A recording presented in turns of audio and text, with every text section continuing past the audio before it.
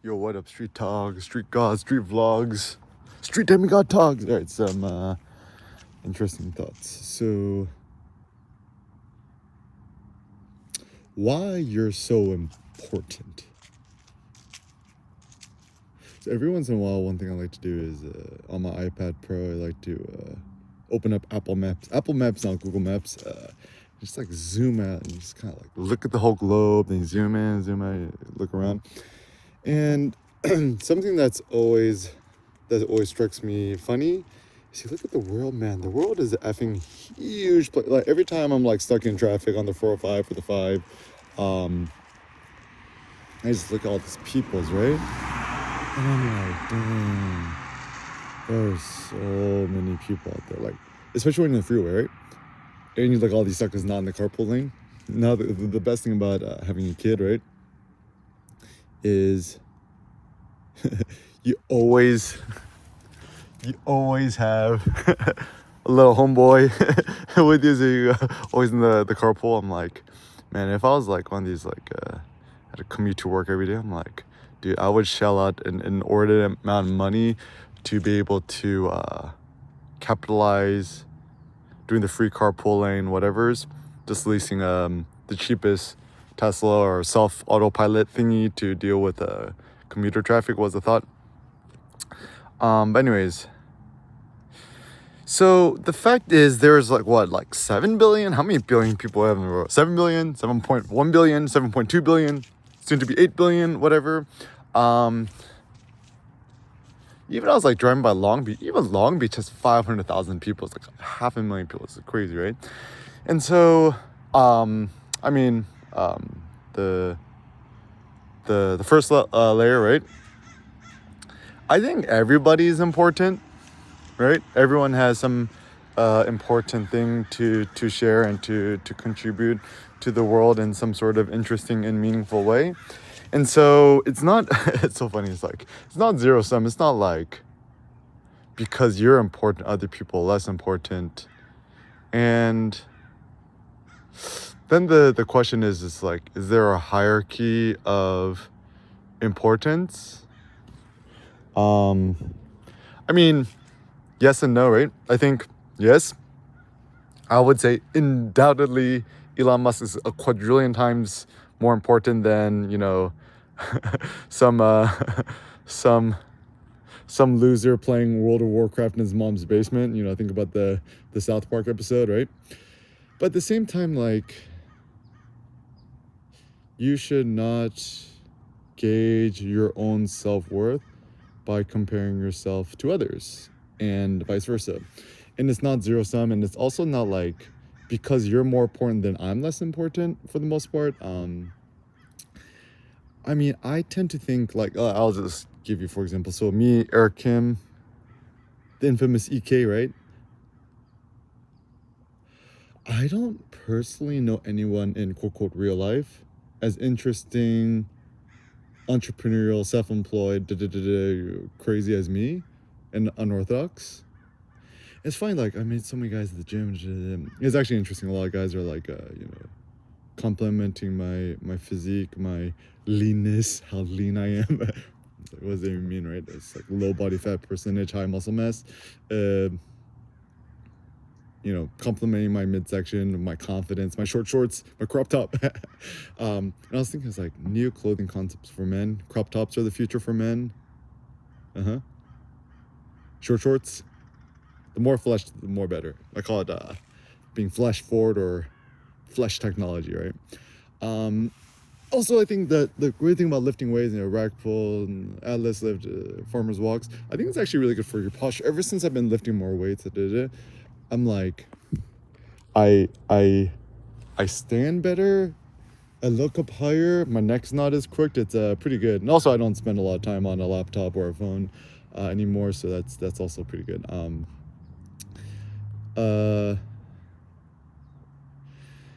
And I think I have certain ideas and gifts to share with the world. And I was thinking about, like, in terms of all, like, I think this is why it's important to meet people in the flesh, not to just read about people on the internet, because, people on the internet, they're just kind of like phantoms, ghosts, ghouls, goblins. They're not, like, quote, real. once you meet people in the flesh, it's much more important. Like out of all, like any other human beings I know IRL in real life, only my friend Todd Hada, Todd space Hata, just search him on the YouTubies. Um, he also has a pretty good TikTok channel in Mexico City and abroad. He's the only one I know entrepreneur.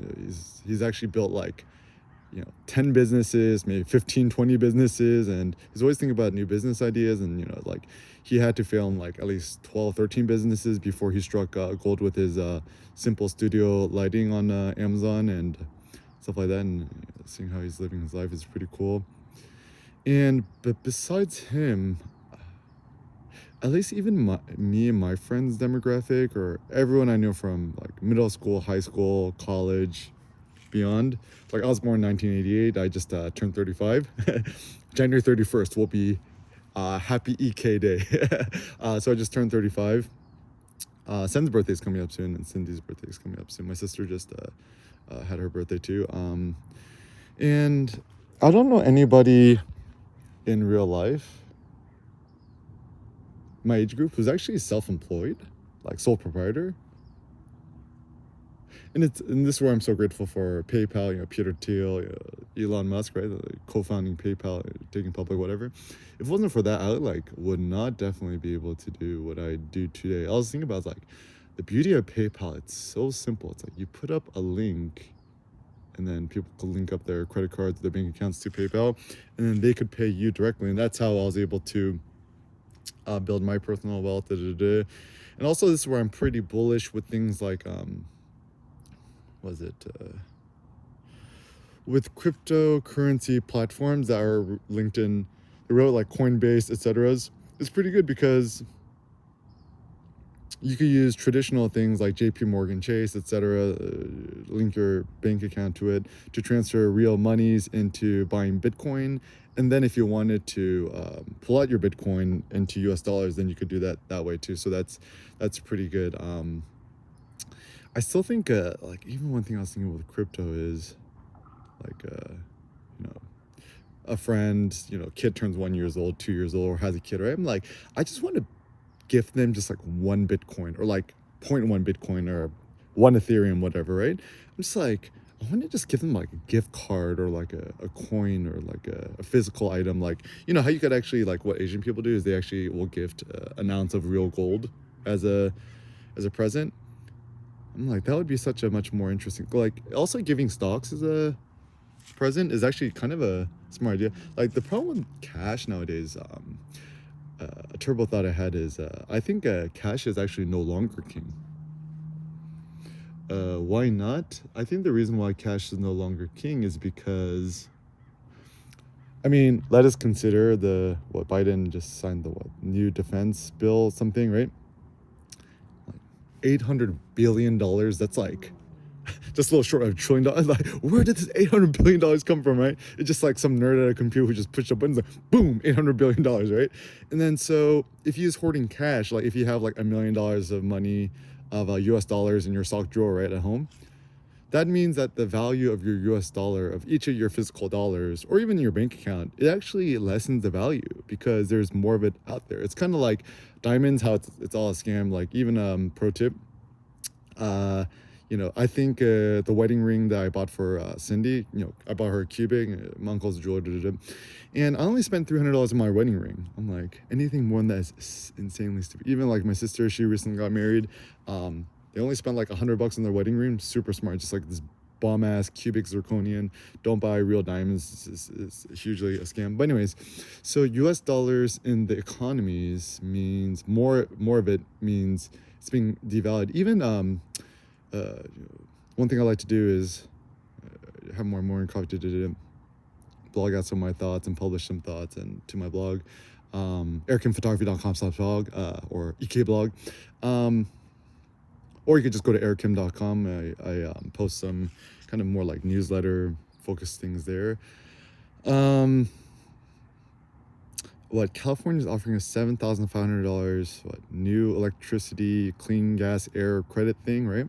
So that means that somehow the California government is offering $7,500 US dollars of essentially quote unquote free money or ethereal money for you to buy your new clean air gas car, not gas car, buy your Tesla. And so then if you do the math, right? And I was like looking at it, it's like, and this is where it's I think a good idea to start buying Tesla.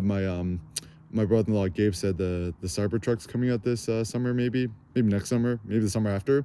But once it comes out, it's gonna be gangbusters because like you think about all these Americans who want the F-150 trucks and stuff like that.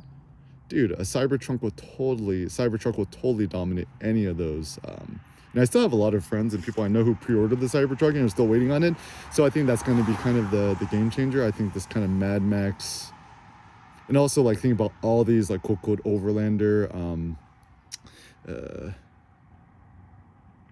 Cybertrucks that'll come out. My brother-in-law's Wheel Pros, super gangsta, head designer at the Black Rhino, overlanding vehicle, super cool. Think about all these funny people who live off the grid with the Cybertruck, with the Starlink, Wi-Fi's. Brilliant. I think it's really pretty smart. Yeah, actually Tesla's. And then they just roaming through the states, supercharger networks, totally live off the grid.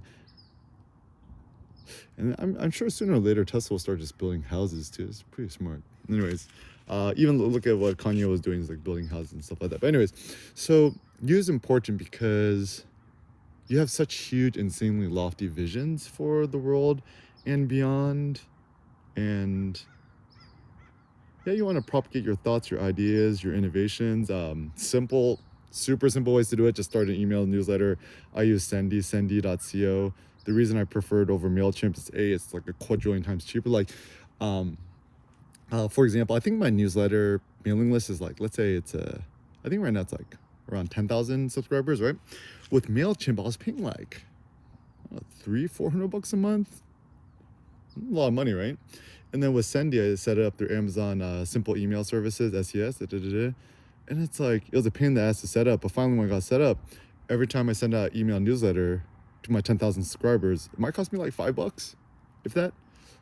Speaking of that, I need to update my billing stuff there. But anyways, so yeah, so then that's super important because that's the simplest, easiest way to propagate stuff. I mean, I think email, if you even think about Google, right? What's the most important Google products? Google Search, Google Maps, Gmail, YouTube. That's like pretty much it, right? Like if anything, I think if Google's really smart, they would like quadruple down on Gmail and just like try to make it really better. Like nobody likes email. Nobody likes opening up their Gmail. Nobody likes that, right? Like they should try to figure out a way to make it more fun, like iMessage, or make it more like a chatting platform, make it its own social media platform. I think Google, if you want some consulting ideas from the crazy EK, just shoot me an email, eric@erickim.com. I got some ideas for y'all. And anyways, so email is a good way to propagate your thoughts. Is YouTube a good way to propagate thoughts? I mean, yes and no. I mean, it's good insofar much as it's a free place to host your ideas, and it also gets indexed into Google search. And it'll probably outlast you until they until Google or somebody flags your account and then deletes your account. I mean, I'm pretty sure it's gonna happen to my YouTube channel sooner or later, where Eric Kim says something unsavory and then people gets banned, gets deleted. That's why it's also wise to invest in your own platform, videopress.com. Also, this is where I'm a big fan of. I have 101.com, or it's called ionos.com now, I guess. Rebrand, I don't even know how to pronounce it.